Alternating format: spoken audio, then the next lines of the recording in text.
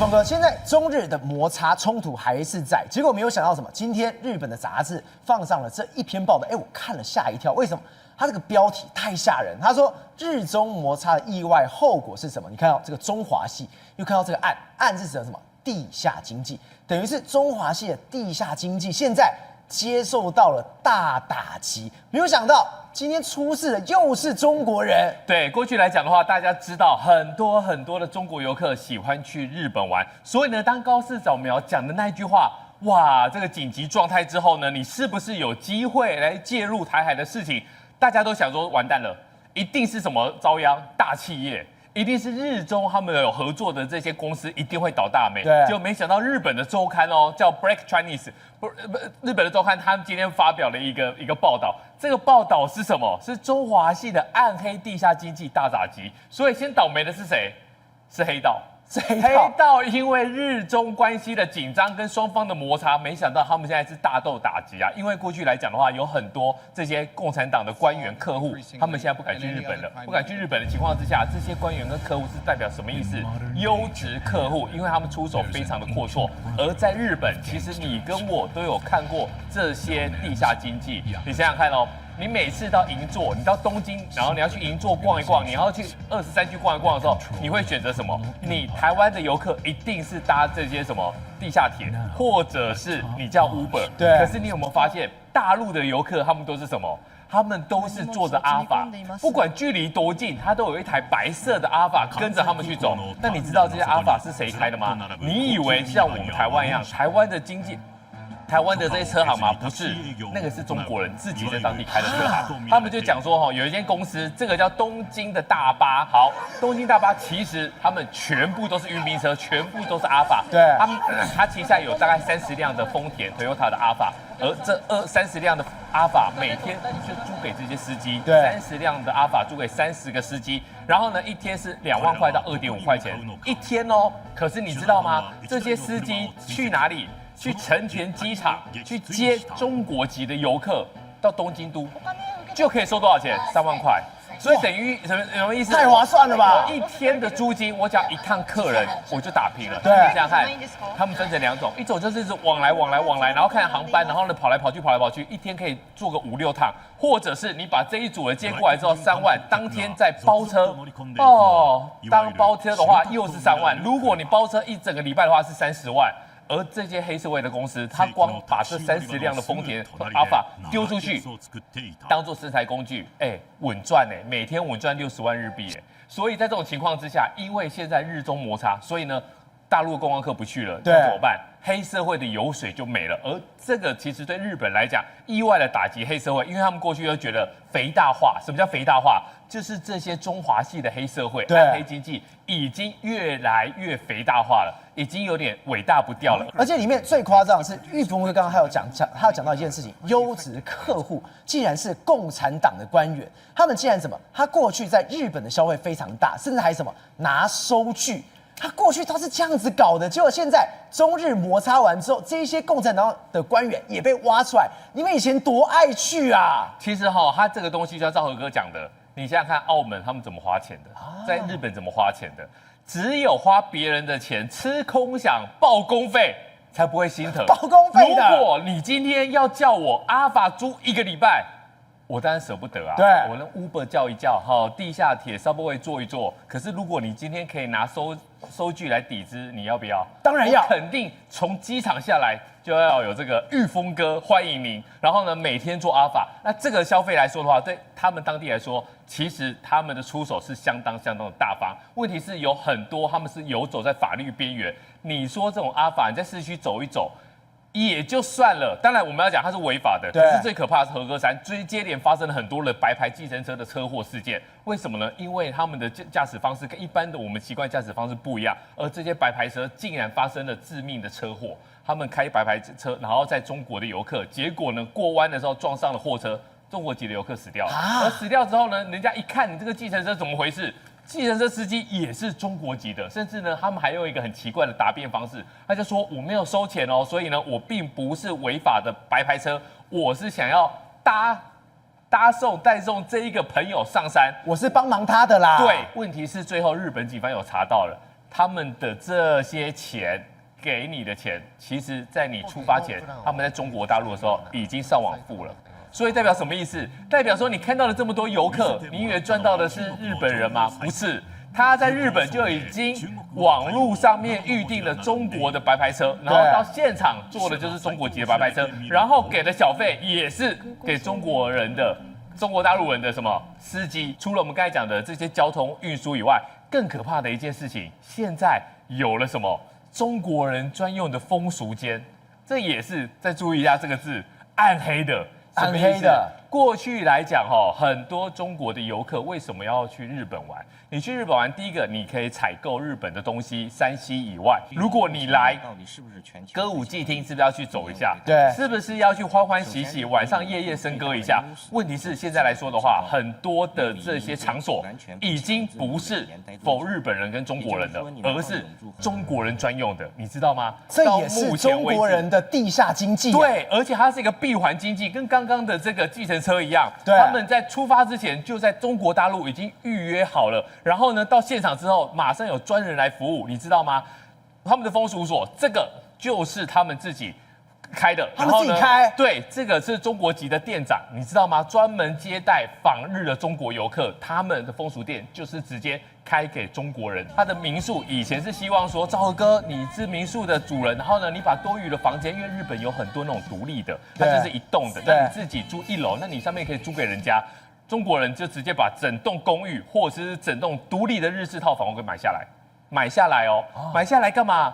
就开始做性交易啊！他就是把阿帕斗搬到东京，搬到大阪去。日本人也太惨了，日本人的地跟房子变成中国人性交易的场所。对，而过去来说的话，日本的小姐她是不接外国客人的，不管是中国籍的，不管是泰国籍的，她是不接的。可是现在来说的话，很多的网友在网络上面，日本网友自己爆料，为什么他们愿意接了，而有小姐就直接告诉我们答案，因为中国籍的客人给的多，小费1万日元是很常见的。对，这个小姐说，直接1万日元直接给的那种，最多拿过6万。哇塞，6万是什么意思？6万就是他的服务费。他的服务费是6万，你又给他6万，等于是什么意思？你买1送1嘛。我今天接一个中国籍的客人，我等于是 double pay 的意思。更可怕的一件事情，你知道吗？他们日本小姐说，日本客人因为见多识广，所以呢要求很多，对，又要有礼貌，又要有谈吐，又要有回应，然后什么都要，很麻烦的啦。对，然后如果表现不好的话，还给你客诉。对，中国客人不会有客诉的问题，对，只要是日本人，他们就欢喜。然后呢，他们之前还有遇过一个状况，这个状况是什么意思？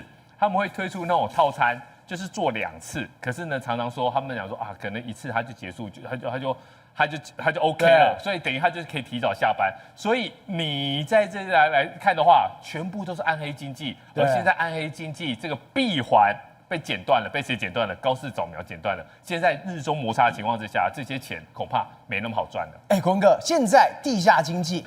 现在日本的警方全部都抄掉，等于说这一些这么糟糕的人不要在我日本这边弄。结果你说现在不单单只有这样，日本竟然也还持续的吸引中国来。我就想为什么不是在那边吵架吗？结果完完全全中国要跑到日本的人数又创下新高了。对，到了明年可能会突破100万，但是不是像新宿事件那种铁头，或者是像刚才玉峰说的那种小姐或特种行业了，对，也不是黑色行业，而是高阶人才。那为什么一边是习近平把他逼出去的？因为经济太惨，或大学生失业率太高，有钱人怕清零，怕财富会消失。另外一方面，日本打开了一个大门，打开什么大门？不是欢迎铁头啦，新宿事件那种铁头，对，陈董，他欢迎的是高度人才，因为日本碰到什么问题？他碰到人口不断的减少，像今年减少90万人，到了2022年会减少到只剩1.2亿人，甚至到2050年，日本会跌破1亿人。这个国家是为国安问题的，你看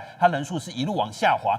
那到明年，减少到1.2亿，是少400多万的人。当然，日本也知道问题，所以他开始开放移民政策。可是开放移民政策，他也没有那么笨啊，就是我随便开放嘛，一定挑好的，让这些人来变成日本人嘛。对，所以他开放的叫高度人才。什么叫高度人才？他2020年之后开始吸引优秀人才，他给的是分数制，包括你的学历、工作经历，你有好的工作嘛，有技术、年收入看年收入然后日语年龄，当然他统算之后，70分以上的就可以在日本永住，在日本住3年，然后就可以申请永久居留。这个数字是在日本工作的人，当然日本就叫工人嘛吼。可是高度人才之后，你看中国人去了多少？有41万人，占了20%，4个就有1个中国人哦。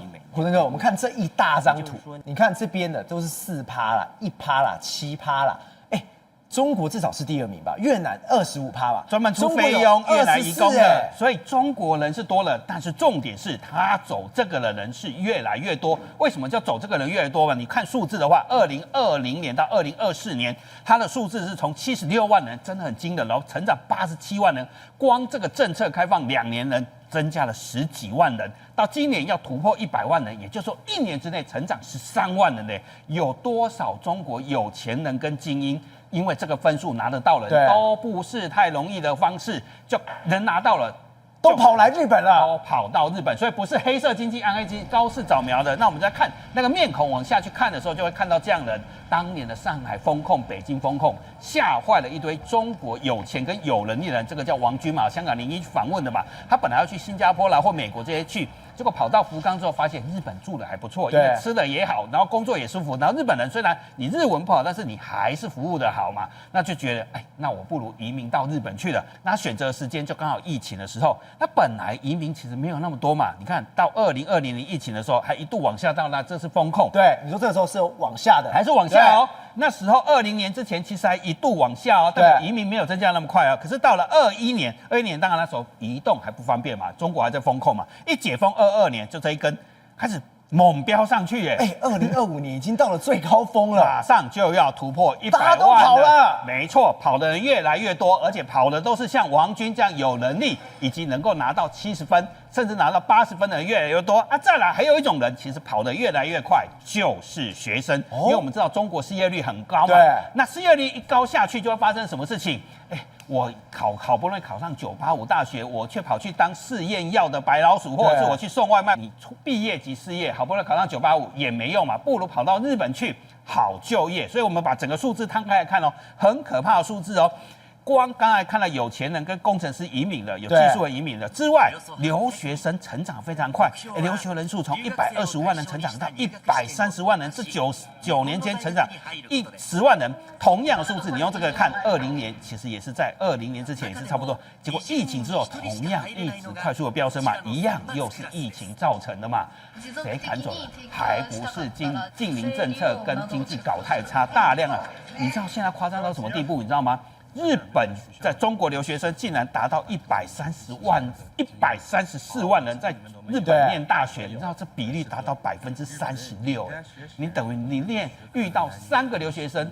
有一个是来自中国，那为什么这么多人要去东京或大阪买房子？为什么跑去日本念书？其实答案就在这里啊！日本的入学率其实59.1%啦。如果用这数字来看，你只要想考大学都考得上。那中国就有很多年轻人去的时候，其实他考上134万人，其实也不是什么都进得了顶大，所以就很多人排名在日本的中等偏下的大学。可是他其实完全不怕，你知道吗？因为都找得到工作，人有月收入22万日元，日本的就业率98%，就是这个叫什么？跟中国差太多了。这个叫什么？我有饭吃，就是你只要想工作都可以工作，其实剩下2%是你不想去嘛。所以人家创造了天堂，你这边创造地狱，当然人从地狱往天堂走嘛。所以为什么你喊抗日没用？因为人都想过好生活。志宏哥，刚刚一讲天堂跟地狱，现在在中国，真的是地狱，地狱成怎么样？我们都知道他们电动车非常乱，但是我没想到这一台小米 SU7已经讲过很多次，竟然大胆到这样。来，我们看到那个画面，整台车撞了，我说撞没什么啊，你竟然连佛寺你也敢撞？你向天来借胆了吗？对，没错。事实上，这几天在中国网络上面来说，大家在讨论这个事件。这事件什么？你看啊，有一台车呢，居然撞破这个佛寺的这个墙啊，往佛寺里面撞过去啊。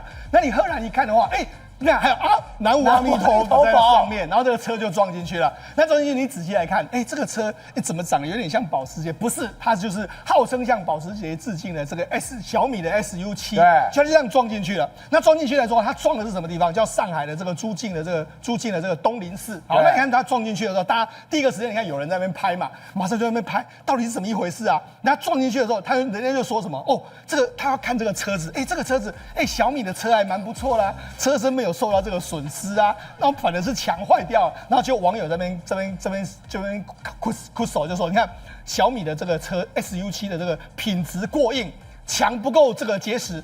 显见的是司机急得要见佛祖，见佛祖。对，那他真的要见佛祖吗？当然不是嘛。为什么？我们的 SU7标示它有这个智慧驾驶，所以如果有前面有这个所谓墙的话，它应该会停住，对，就没有停住，它直接冲过去了。那冲过去的时候，他们就开始哭手了，哭手什么？他会说什么？小米误入这个小雷音寺啊，然后大闹这个神挡杀神，佛挡杀佛，然后都这个孙悟空用这个金箍棒，那小米用 SU7，然后这个所谓孙悟空被这个压在五指山下，那小米被压在这个舆论下。对，然后因为大家都知道这是小米车出问题嘛，然后他说还有一个号称雷音寺的这个雷字，然后跟小米的这个雷军是一样，他壮志说千万不要来说雷音寺侵权啊，然后还有更大的酸说再不检测这个主动安全，下次就真的要去吸他说是什么？了。它是现代的《西游记》。对，没错，大家都这样。好，因为什么？因为事实上大家都知道是小米的问题。好，那这个你知道，人家就开始哭手，因为小米在 SU7 发表的时候，雷军当时说凭实力，整个世界都会为你让路。就这次说没有错，你只要开这个小米的这个飞机来这个抢这个所谓车子的话，连墙都为你开路啊！都凭实力，连佛祖都为 SU7 开路啊！哇，大家把这个 SU7 呢，等于是说骂这个哭手到这个非常夸张的地步。那为什么会哭手它呢？因为第一个，小米之前呢把这个 SU7 吹得太神了。为什么吹得太神？你看到第一个，他说什么？我们 SU7 的 Ultra 刷新了德国纽伦堡的这个无限快速的这个道路的单圈最快速度啊！你看这个是有速度的，是没错，小米很快的。对，没错。那他说什么？你看我们这个全驱版有475千瓦的这个动力啊，在2.78秒完成0到100的加速，最快速可以来到265啊。SU7 Ultra 可以来到1.98秒的0百加速，好强好强！好，那除了他讲这么强之外呢，他还说什么？你看呢？我们之前呢，你看他们说什么？这个雷军自己说的哦，他说什么？我们有什么低速防碰撞的辅助系统啊？对，你看他有非常多，他真的测试给你看啊。你看有一个小孩子在这边撞过来的时候没有问题，都没有问题啊。他测试的时候都没有问题啊。所以你看前车防撞有没有？所以来说这一次，如果假设这个前车防撞是 OK 的，我们可以把前车想象成一道墙，照理说它也会停住啊。所以我就说这个很奇怪，你在测试都没有问题，什么遇障碍减速啊，那个开上去的时候不是这么一回事。大家想说，你这个小米吹得太过头。所以你知道有一个除了这一次撞到这个佛墙这件事被大家笑之后，你知道还有什么？你看这是什么？小米 S， 这是什么？小心转弯，此墙已经撞了7辆小米，7次都是强赢了，这也太酸了吧？对，没错，也难怪 SU7。小米输7，对，没错，这都是强赢了。对，这是一个强，就是说，你看它已经撞了7辆，所以显见小米号称什么，它可以刹停，不可能嘛。宏观取材，厘清真相，犀利精准，深入剖析，时刻掌握关键，新闻时事不漏接。老时段，新气象，我是钟耀和，关键时刻2.0，全新出击。